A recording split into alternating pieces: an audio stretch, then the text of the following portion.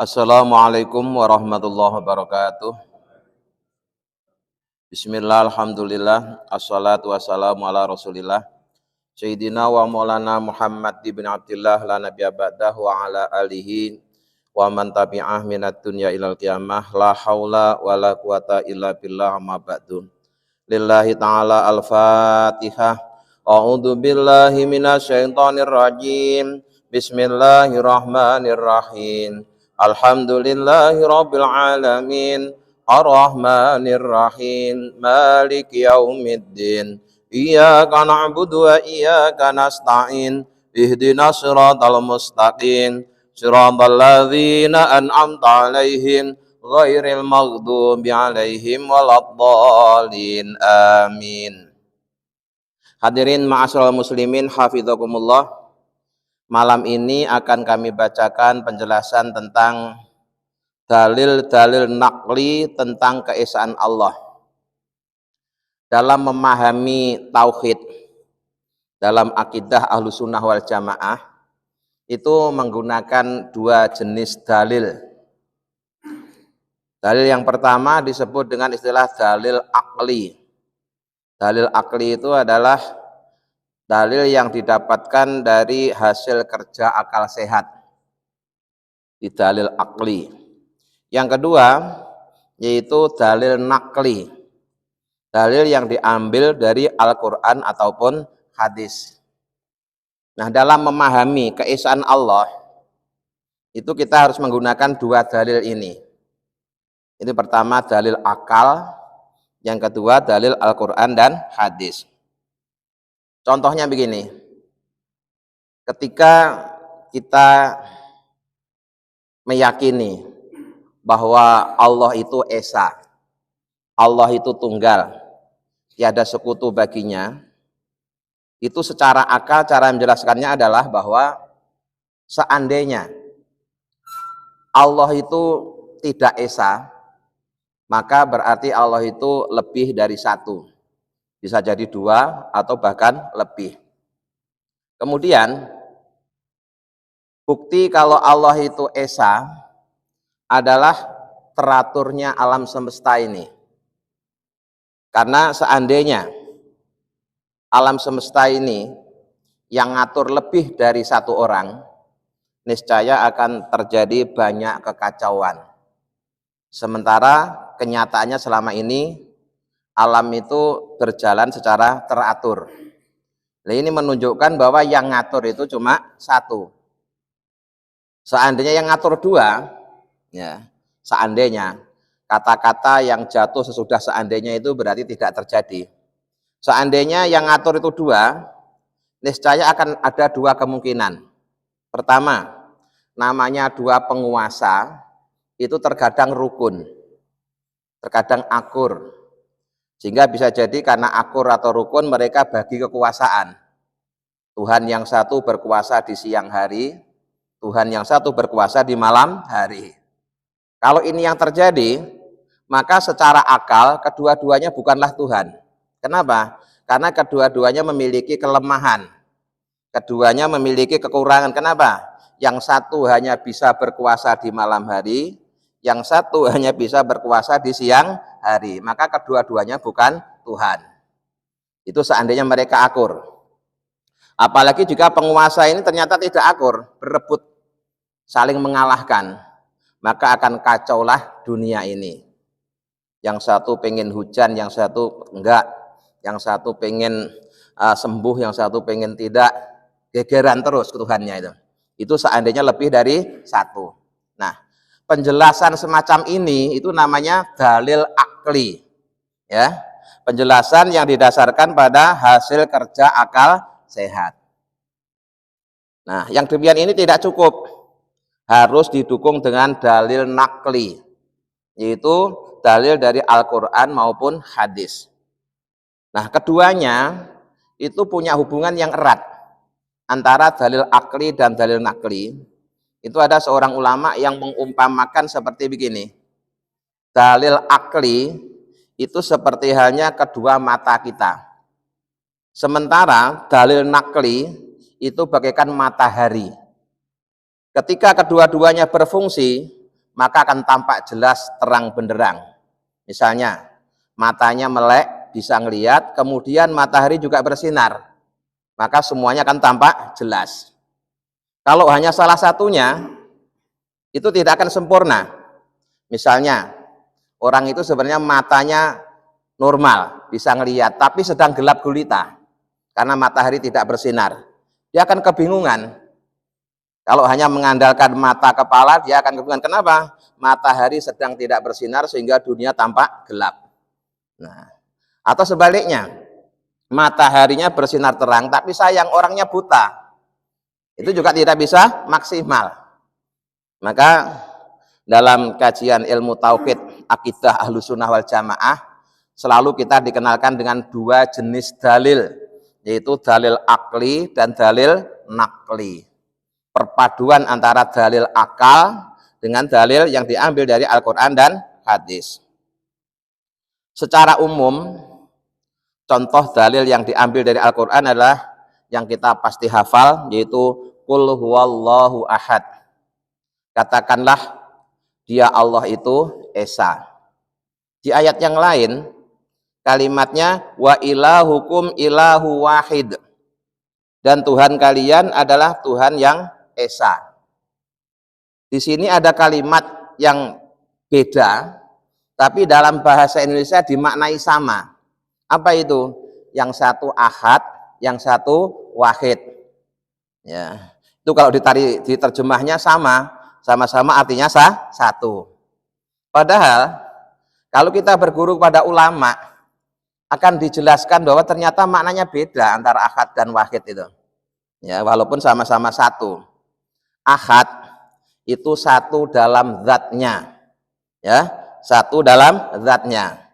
Sementara wahid itu satu dalam sifat-sifatnya. Gitu loh, ya.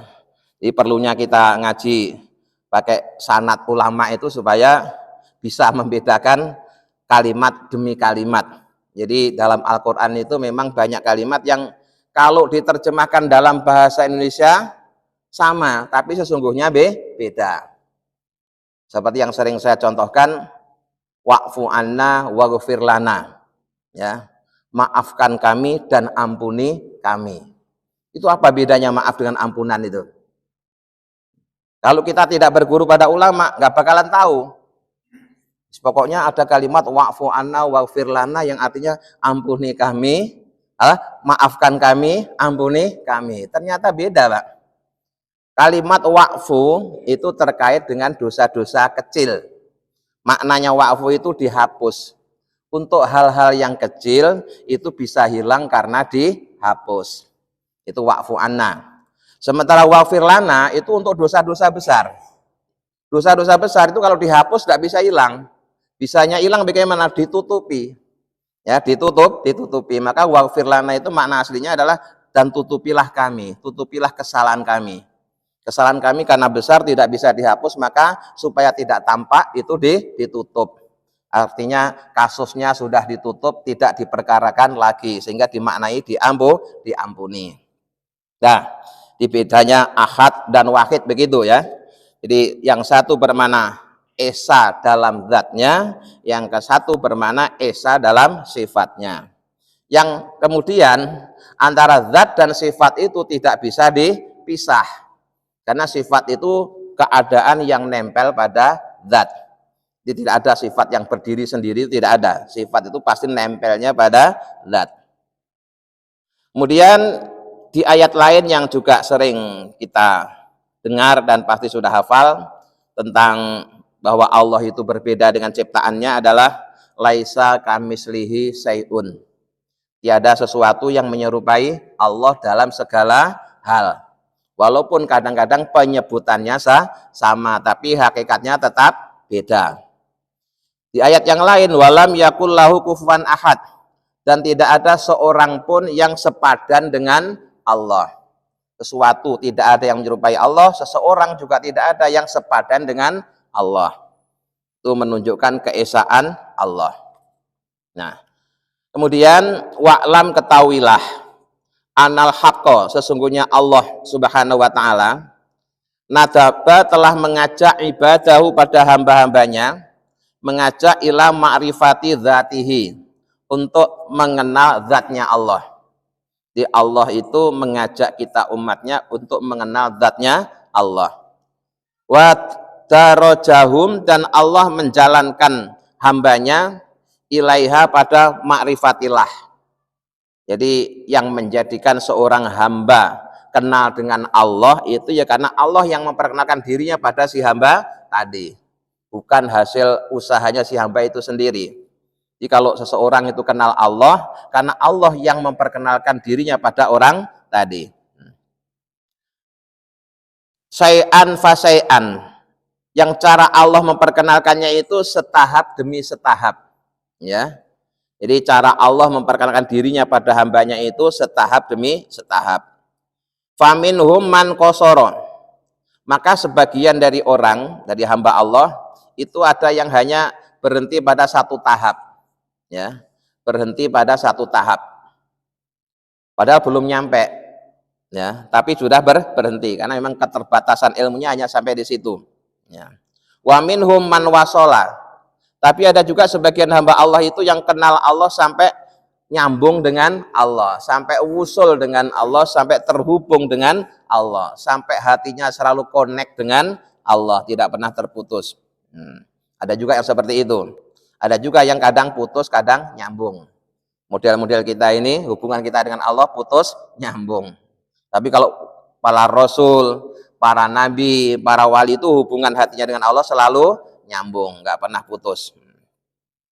Fadarajahum, maka Allah menjalankan pada hambanya, awalan pada permulaannya, ila tauhidil af'ali, untuk mengetahui keesaan perbuatan Allah.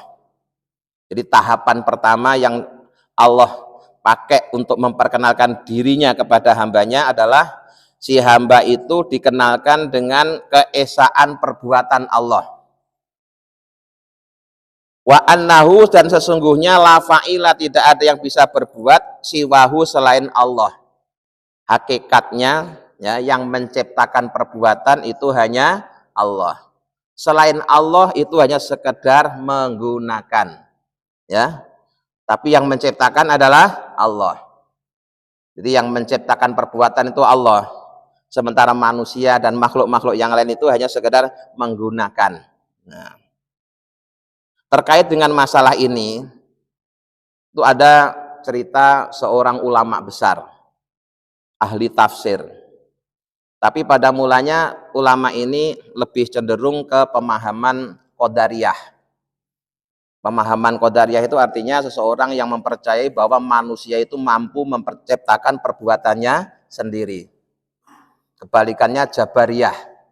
Jabariyah itu full manusia tidak bisa berbuat apa-apa. Nah, ulama yang pada mulanya cenderung berpaham Jabariyah, itu sadarnya itu setelah beliau menikah.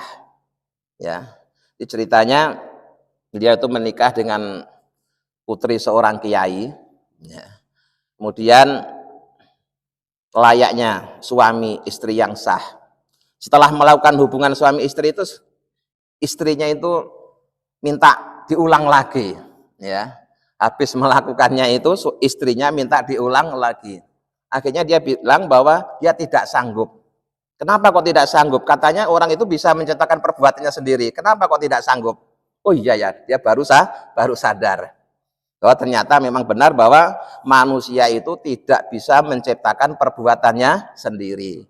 Ya, buktinya ketika dia selesai melakukan hubungan suami istri disuruh mengulang, dia sudah tidak sanggup. Itu sadarnya, ya. Sadarnya melalui peristiwa itu. Nah, akhirnya sejak kejadian itu dia sudah berubah, ya, bahwa manusia itu tidak bisa menciptakan perbuatannya sendiri. Dia bisa berbuat hanya karena ya, istilahnya menggunakan, ya, kemampuan yang Allah ciptakan. Nah, faqala ta'ala, ini ayat-ayat atau istilahnya dalil-dalil nakli yang menjelaskan tentang keesaan perbuatan Allah. Ini tahap pertama. Nanti setelah ini nanti ada lagi memperkenalkan keesaan sifatnya, keesaan zatnya gitu ya. Ini baru dijelaskan keesaan perbuatannya dulu. Di dalam Al-Qur'an Allah berfirman, wa rabbuka yakhluqu ma yasha'u wa yakhtar. Ya. Wa rabbuka, dan Tuhanmu itu yakhluqu, zat yang telah menciptakan ma, sesuatu, yasha'u, yang dia kehendaki, wa yakhtaru, dan dia pilih. Jadi Tuhanmu Allah lah yang telah menciptakan apa yang Allah kehendaki dan apa yang Allah pilih. Misalnya kita, ya, kita yang saat ini bentuknya manusia, kita ini dulunya tidak ada. Dulunya tidak ada. Allah punya kewenangan untuk kemudian mengadakan atau meniadakan selama-lamanya. Itu dalam kewenangan Allah. Ternyata Allah lebih memilih kita diciptakan. Akhirnya kita dari tidak ada menjadi ada. Ya. Kita ini darinya tidak ada, kemudian Allah menciptakan kita, akhirnya kita menjadi ada. Nah, sebelum kita diciptakan, bagi Allah ada dua pilihan, antara mengadakan atau selama-lamanya meniadakan. Ternyata Allah lebih memilih mengadakan. Nah, itu namanya, istilahnya nikmat ijad. Ya, nikmat ijad yang dulu sudah pernah kita bahas. Kemudian kita tidak sekedar diadakan, diciptakan, tapi kita diciptakan dalam bentuk manusia. Ini juga pilihannya Allah. Padahal Allah mampu menciptakan kita dulu itu bukan manusia. Mungkin ciptakan jadi batu, atau jadi kayu, atau jadi apa gitu, bisa aja. Tapi Allah memilih, punya kewenangan milih, kita diciptakan jadi manusia. Harus kita syukuri Pak ini. Ya. Kita harus bersyukur bahwa kita oleh Allah telah diciptakan sebagai manusia. Bukan sekedar manusia biasa, kita diciptakan melalui orang tua kita. Yang orang tua kita sudah mengenal agama Islam. Ini kita nggak bisa milih, ya. Kita sebagai manusia itu nggak bisa milih dari siapa kita akan dilahirkan. Tapi Allah sudah memilihkan kita lahir dari keluarga yang sudah mengenal agama Islam. Akhirnya kita ikut jadi orang Islam. Apakah pernah kita membayangkan saat ini kita dulu itu misalkan dilahirkan di negeri komunis gitu. Orang tua kita komunis, lingkungan kita komunis, jangan-jangan kita juga komunis.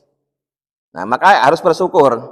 Allah telah menetapkan kita ya lahir dalam bentuk manusia dari keluarga yang sudah mengenal Islam, hidup di masyarakat yang sudah Islam, akhirnya kita jadi orang Islam. Ini harus disyukuri. Jadi artinya kita tidak bisa memilih ya. Dari mana kita dilahirkan, dari orang Islam atau dari orang di luar Islam. Ternyata saat ini yang kita rasakan, yang sudah kita terima, Allah lebih memilih kita dilahirkan dari keluarga Islam. Harus bersyukur. Nah, di ayat yang lain, inna rabbaka fa'alu lima yurid. Inna rabbaka, sesungguhnya Tuhanmu itu fa'alu, berbuat lima yurid, itu terhadap apa yang dia kehendaki. Allah akan melakukan sesuai dengan kehendaknya. Artinya Allah itu tidak bisa dipaksa-paksa, tidak bisa diintervensi. Allah akan berbuat sesuai dengan yang dia kehendaki. Maka tidak bisa kita memaksa-maksa Allah. Ya. Sampai pada tingkatan nanti Allah mengampuni kepada orang yang dikehendaki, menyiksa juga kepada orang yang dikehendaki. Tidak ada yang bisa menghalang-halangi. Ya. Maka dalam keyakinan akidah Ahlussunnah wal Jamaah, jika Allah mengampuni berarti Allah sedang melimpahkan karunia-Nya. Sebaliknya jika Allah sedang menyiksa, itu karena Allah sedang menegakkan keadilan-Nya. Itu bukan karena dosa dan kebaikan, tapi karena memang Allah ingin menegakkan keadilan, Allah ingin melimpahkan karunia-Nya. Gitu. Nah, kemudian wallahu khalaqakum wa ma ta'malun. Di ayat yang lain lagi. Wallahu, dan Allah itu khalaqakum, zat yang telah menciptakan kalian semua, wa ma ta'malun, dan apa yang kalian lakukan. Ya. Di apa yang kalian lakukan itu semuanya yang menciptakan adalah Allah. Kalian sekedar memakai. Nah, ketika kalian memakai itulah nanti kalian akan dimintai pertanggungjawaban oleh Allah. Kalian pakai untuk kebaikan, apa kalian pakai untuk keburukan. Ya. Jadi kita akan dimintai pertanggungjawaban karena kita telah memakai ciptaan Allah. Di ayat yang lain lagi, walau sya'allahu maktatalu. Walau sya'a, seandainya berkehendak, sapa Allah maktatalu, niscaya mereka tidak saling perang, tidak saling bunuh-membunuh. Kalau kemudian mereka saling bunuh-membunuh, ya karena memang dikehendaki oleh Allah. harus ada perang. Seandainya Allah menghendaki tidak usah ada perang, bisa saja. Gampang, wong semuanya ada dalam kendali Allah. Tapi itu ya, Allah punya kuasa mutlak. Ya, walaupun orang berusaha menghindari terjadinya perang, tetap aja terjadi perang di mana-mana. Walakin Allah, tetapinya Allah itu yaf'alu berbuat ma yuridu sesuai dengan yang Dia inginkan. Ya. Allah akan melakukan sesuai dengan yang Allah inginkan, bukan sesuai dengan yang kita inginkan. Nah, kalau kebetulan suatu saat kita punya keinginan, terus kemudian terkabul, itu bisa jadi karena keinginan kita sama dengan keinginan Allah. Akhirnya terkabul. Nah, kalau suatu saat kita punya rencana, punya keinginan, kok ternyata tidak terkabul, tidak terlaksana, ya bisa jadi karena keinginan kita tidak sama dengan keinginan Allah. Gitu aja. Ya. Nah, itu tadi yang terkait dengan tauhidul af'al, ya, keesaan perbuatan Allah dalam diri manusia. Sekarang akan saya bacakan dalil-dalil nakli tentang keesaan perbuatan Allah tidak pada manusia tapi pada binatang atau hewan. Ya. Wa qala fi fi'li ghairil adami, dan Allah telah berfirman dalam menjelaskan perbuatan selain anak Adam. Ma min dabbatin illa huwa akhidhum binasyatiha. Ma min dabbatin, tiada dari yang melata di muka bumi, illa huwa, kecuali Dia Allah itu akhidhum memegang binasyatiha, ubun-ubunnya. Artinya ini sebagai kata ganti bahwa hidup dan matinya makhluk di muka bumi itu ada dalam genggaman Allah. Seakan-akan semua ubun-ubun, ya, binatang itu dipegang oleh Allah. Gitu. Mau dicabut atau ditahan itu terserah Allah. Nah, semuanya mati akan sesuai dengan kehendaknya Allah. Walaupun sebab lahirianya bisa macam-macam, tapi hakikatnya tetap sesuai dengan jadwal yang telah Allah tetapkan. Maka orang mati itu macam-macam, ya. Ada yang segar bugar, nggak sakit, nggak apa-apa, masih muda tiba-tiba mati juga banyak. Nah, malah kecil mati juga banyak. Sudah sakit lama, sakitnya parah, sudah tua, nggak mati-mati juga banyak. Kenapa? Memang belum jadwalnya. Gitu. Itu untuk menunjukkan kuasa Allah. Ya. Kemudian di ayat yang lain, wa fi sa'ni toiri, Allah menjelaskan tentang keesaan perbuatannya dalam burung, makhluknya yang bernama burung. Ya. Ma yumsikuhunna ilar rahman, ma yumsikuhunna, tidaklah menahan burung-burung ilar rahman, kecuali Allah zat yang maha pengasih. Di burung bisa terbang di awang-awang, tidak jatuh, itu karena yang nahan Allah. Ya, yang menjadikan dia bisa terbang itu adalah Allah.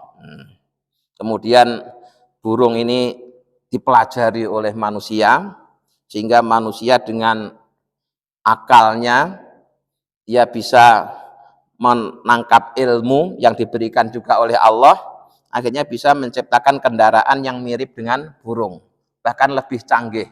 Kenapa kalau lebih canggih? Kalau burung terbang kan sendirian, ya. Kita belum pernah lihat ada burung terbang sambil gendong anaknya.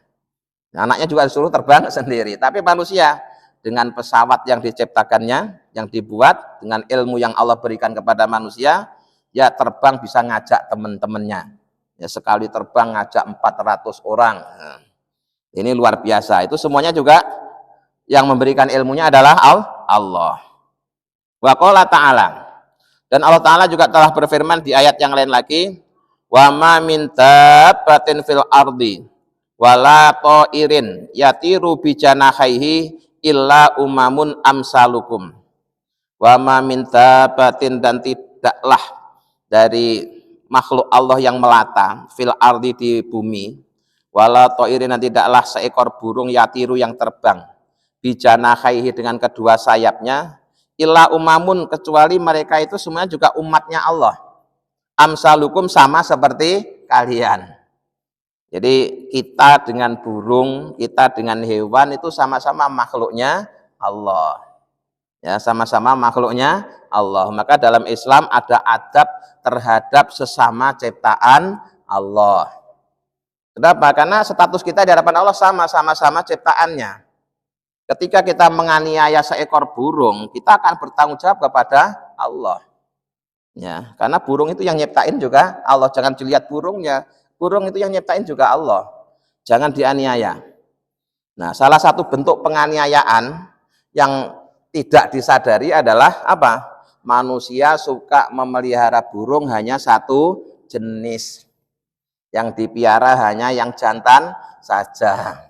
Padahal namanya burung, Allah ciptakan laki-laki dan perempuan atau jantan dan betina, itu karena burung itu juga ada kebutuhan biologis. Ya, ada kebutuhan biologis. Kemudian kalau Bapak tawan, walaupun kurungannya indah, makanannya enak, minumannya enak, tapi kalau nggak ada pasangannya, sebenarnya dia juga menderita. Menderita, sama dengan manusia. Nah ini, maka kalau saya dari dulu dipesan oleh Pak Kiai saya, Pak Guru saya, kalau miara binatang cari yang sepasang, ya cari yang sepasang. Ya, cari miara burung ya cari burung yang sepasang, gitu. Jangan hanya jantannya saja. Kenapa? Tanpa kita sadari kita telah menyiksa, membuat dia menderita. Apa mau kamu dipisahkan dari pasanganmu? Kan juga nggak mau. Nah, maka Allah mengingatkan bahwa burung itu juga ummamun amsalukum, umat seperti kalian manusia. Ada jantan, ada betina, berarti ada kebutuhan biologis. Nah, dan seterusnya. Ya. Aifi kohri qabdotina, artinya semua itu ada dalam kuasa genggaman Allah atau genggaman kuasa Allah. Muqaddaratu ajaliha, semua makhluk Allah, baik manusia maupun yang lain-lainnya, itu ajalnya sudah ditetapkan oleh Allah. Yang menguasai ajalnya adalah Allah. Maksumatu arzakiha, sudah dibagi rizkinya. Ya, semua makhluk Allah, baik manusia, hewan-hewan yang di udara, di darat, di laut, ya, semuanya rizkinya sudah diatur oleh Allah. Sampai ya, binatang yang ada di dalam batu pun itu juga dapat rizki dari Allah. Maka ada seorang Rasul yang ingin bukti nyata bahwa Allah ngasih rizki kepada hambanya, itu disuruh mecah batu. Ya. Setelah batu dipecah, ternyata di dalam batu itu ada binatangnya, yang di situ juga beranak pinak, padahal dia di dalam batu. Dari mana dia makan? Ya, kita nggak akan ketemu itu mikirnya. Tapi Allah yang ngasih rizki. Walaupun dia tersembunyi dimanapun dia berada, dia tetap dapat jatah rizkinya. Ma'tutatu anfasiha, yang terhitung nafas-nafasnya.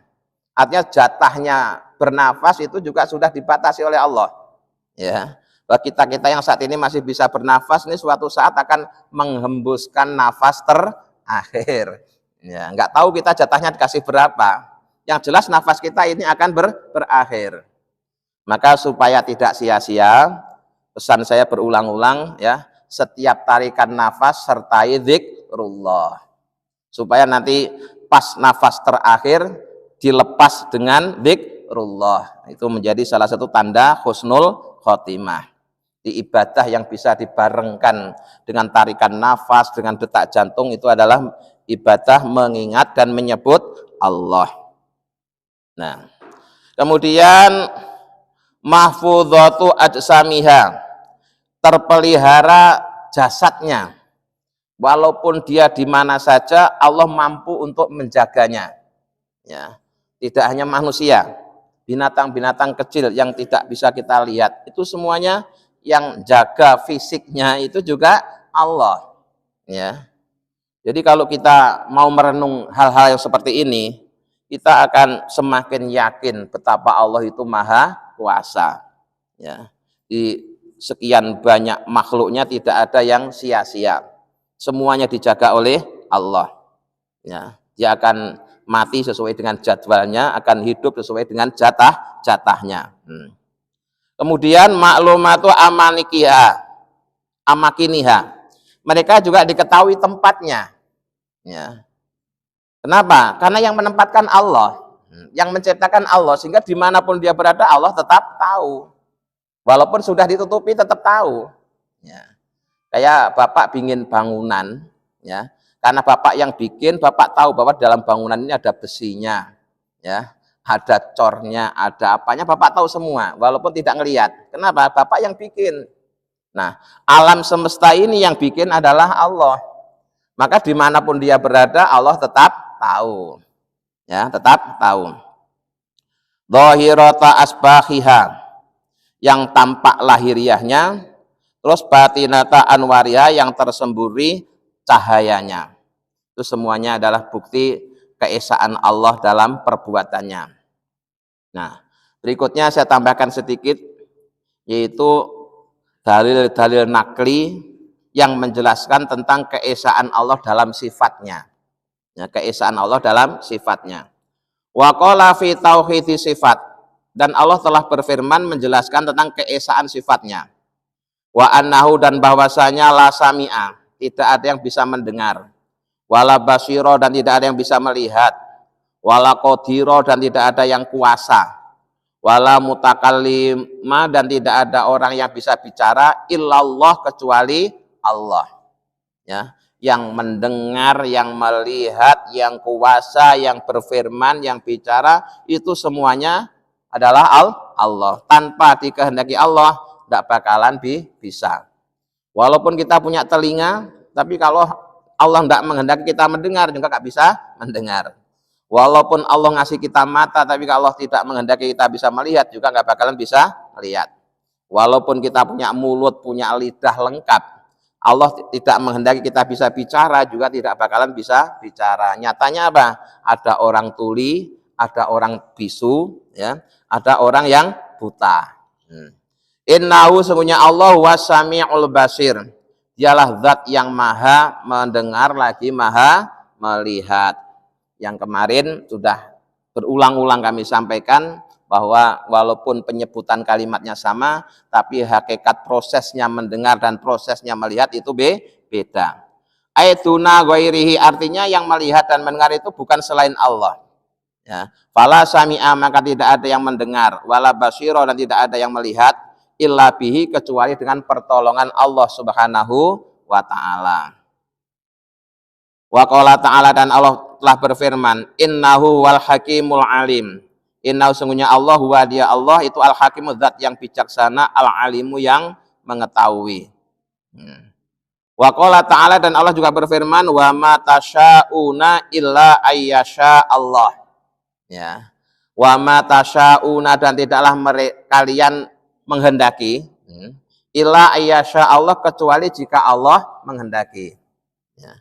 Di orang punya kehendak itu juga karena yang menggerakkan hatinya Allah. Tadi waktu dengar azan terus Bapak ada keinginan datang ke masjid untuk sholat jamaah, itu yang menggerakkan hati Bapak ke masjid itu juga Allah. Makanya berulang-ulang kami sampaikan, ketika kita mendengar seruan hayya 'alas shalah, hayya 'alal falah, jawabannya la haula wala quwata illa billah. Tiada daya menghindar dari perbuatan maksiat, wala quwata, dan tidak ada kekuatan menjalankan ibadah kecuali atas pertolongan Allah. Itulah sekalian sebagian kecil dari dalil-dalil nakli, dalil-dalil yang diambil dari Al-Quran yang menjelaskan tentang keesaan perbuatan Allah dan keesaan sifat Allah. Nanti dalam pengajian berikutnya akan kita lanjutkan dalil-dalil tentang keesaan zat Allah.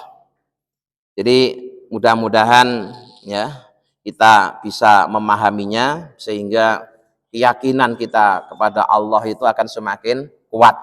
Ya. Kapanpun, dimanapun, kita akan selalu bersama Allah. Mudah-mudahan dengan bimbingan Allah kita bisa memahami dan mengamalkannya. Amin ya rabbal alamin. Allahumma sholli ala sayyidina Muhammad wa sallam alhamdulillahi rabbil alamin. Allahumma inna nas'aluka imanan da'ima yaqinan shadiqan wa qalban khashi'an lisanan dzakiran wa rizqan halalan wa ilman nafi'atan sholihah Rabbana atina fid dunya hasanah wa fil akhirati hasanah wa qina adzabannar. Subhana rabbika rabbil izzati amma yasifun wa salamun alal mursalin walhamdulillahi rabbil alamin. Assalamualaikum warahmatullahi wabarakatuh.